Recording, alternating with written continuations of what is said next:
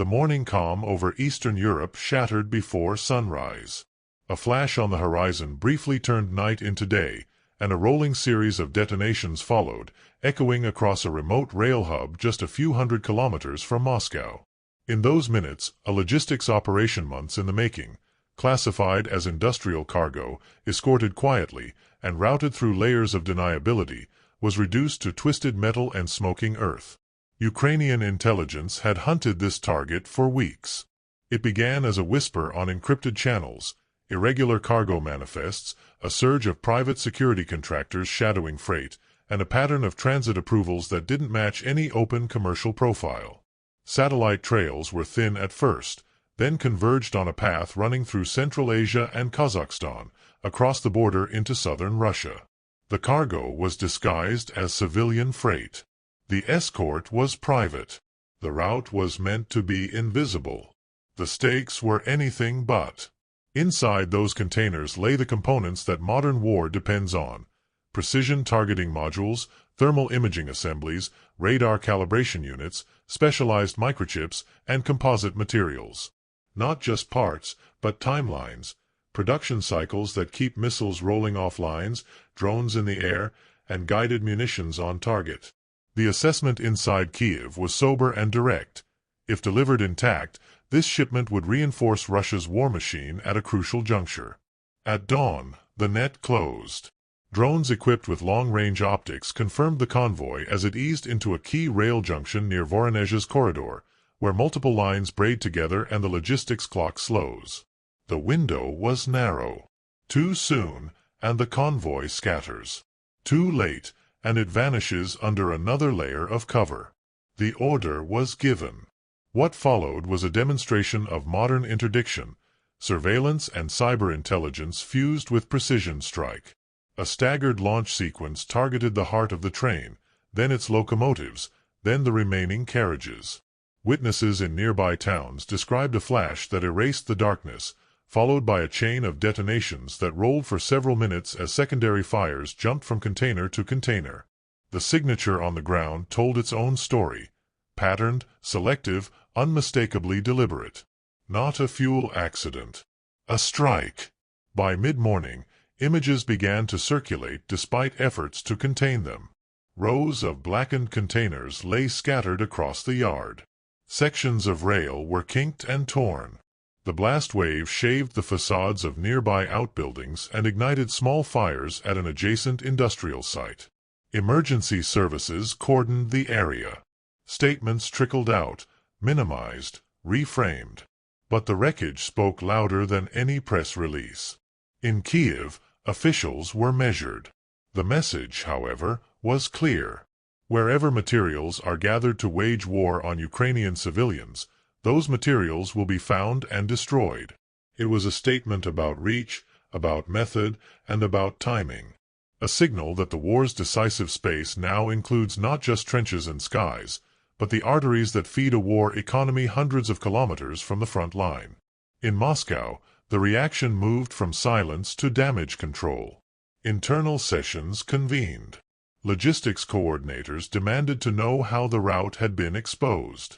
The fear was not simply that a train was hit, but that the web itself had been mapped, nodes identified, paths profiled, schedules predicted. If true, it meant an entire corridor was vulnerable, not merely a single shipment. In Beijing, the silence was even more disciplined. State media had no headlines. Known tracking streams on certain cross-border routes went dark without explanation. Policy circles debated in private, weighing the cost of visibility against the value of quiet support. The contradiction is as old as strategy itself: public neutrality paired with shadow logistics. Today, the shadow was lit up. Beyond the smoke, the consequences were concrete. The destroyed cargo represented months of procurement and assembly.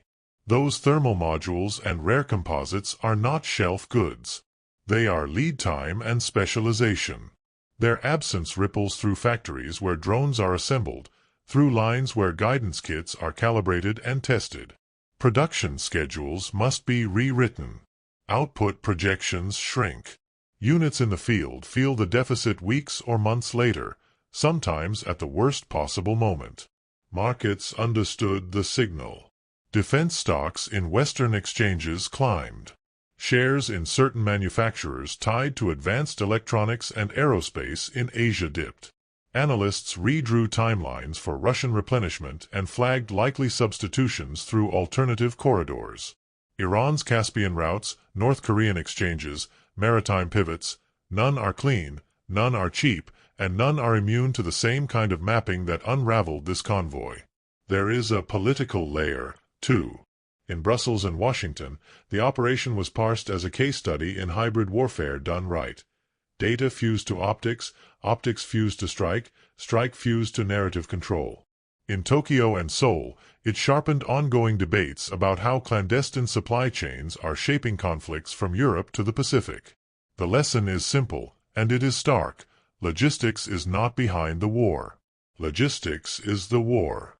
On the ground, Russian media leaned on a familiar script, describing an industrial mishap, a fuel malfunction, a routine emergency. But the photographic evidence, curated by locals before restrictions could clamp down, told another story. The burn pattern around the locomotives. The spacing of craters along the yard. The way specific carriages were singled out, while others, less critical, were left at the margin of the blast's geometry. Precision leaves fingerprints. Those fingerprints were visible. Inside Russia's defense industrial complex, the impact was immediate. Procurement teams tallied what could be replaced and how quickly. Engineers pushed contingency designs to work around missing modules. Executives met behind closed doors and asked the question no one wanted to put on paper. How deep is the penetration of our logistics? For a system accustomed to operating behind distance and denial, the sense of exposure was new and unsettling. For Ukraine, the strike was not just a tactical win, it was strategic messaging. It said that interdiction is scalable, that economic arteries can be severed with the same intent as physical ones, that supply chains are a battlefield, and that battle can be joined far from trench lines and air defenses. It also said something to partners watching from afar. When advanced systems and intelligence are provided, they can be employed with discipline and effect. The information battle, inevitably, intensified. Attempts to shape the narrative collided with the velocity of modern media. Footage traveled across encrypted networks, parsed by open-source analysts who overlay timestamps, shadows, railway diagrams, and satellite passes. The open world built a picture from fragments, and in that mosaic, the contours of the operation became clear enough. What now? For Moscow, a recalibration, more secrecy, more cost, more risk. Routes will shift. Escorts will multiply. Cover stories will grow thicker. But the fundamental problem remains. Every corridor can be profiled, every profile can be targeted. For Beijing, the dilemma sharpens. The fine line between plausible deniability and strategic exposure has narrowed. Public neutrality is harder to maintain when the debris field tells a different tale. And yet, this is not simply a story of damage. It is a story of deterrence.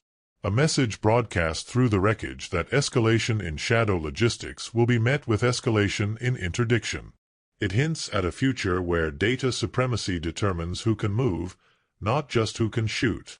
Where a convoy can be erased not because it is seen, but because it was predictable.